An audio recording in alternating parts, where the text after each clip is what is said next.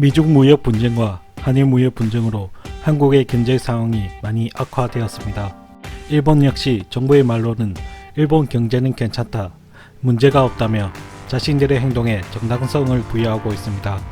그런데 일본 정부의 말과 달리 일본 언론은 일본의 정부의 말과는 다른 보도를 내놓았습니다.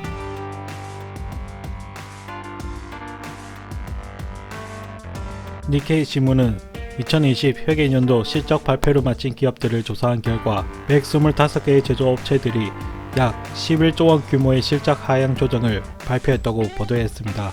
이는 일본 전체 기업의 3%에 불과한 규모로만 계산한 것으로 하향 조정 규모가 7년 만에 최악의 수준이라고 합니다.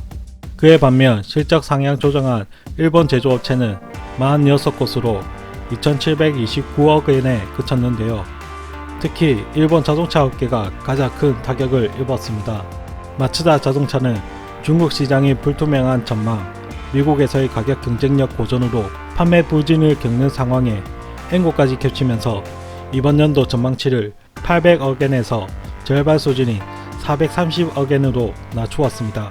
스즈키 자동차의 경우 인도 시장에서 판매 부진을 겪고 있고, 히노의 경우 아시아 시장에서 부진한 실적을 이어가고 있습니다.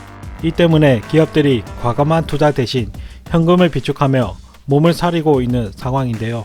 이 때문에 미쓰비시 전기는 공장 자동화 장비 판매가 부진하기 시작했으며, 중국 인프라 건설 붐이 침체되면서 일본 건설 장비 업체인 고마츠는 예상치 못한 수준까지 감소했다며 실적을 밝혔습니다.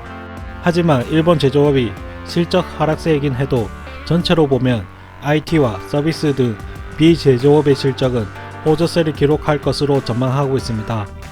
그 때문에 일본 기업 전체 분기 순이익은 전년 동기 대비 1% 정도 늘어날 것으로 니케이는 예상했는데요.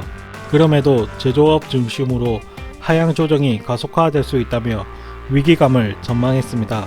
반면 일본 화이트리스트 제외에서 가장 큰 타격이 예상된 삼성전자는 올해 영업이익 7조 원을 회복했습니다. 메모리 반도체 슈퍼 호황 뒤에 찾아온 불황에 일본 소재 수입 문제가 겹치면서 삼성전자 위기론이 급부상했지만 갤럭시 폴드와 노트 출시에 따른 스마트폰, 디스플레이 사업 호조와 중저가 라인업의 수익성 개선 등으로 이익이 크게 개선되었습니다.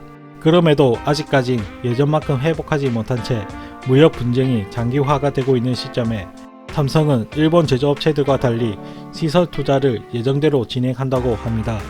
올해 시설 투자의 29조 원 중 남은 12조 2천억 원을 4분기 내에 투입할 방침으로 메모리 인프라 투자에 집중하면서도 파운드리 경쟁력을 위한 EUV 7나노 생산량 확대와 QD 디스플레이 투자도 지속할 방침이라고 합니다.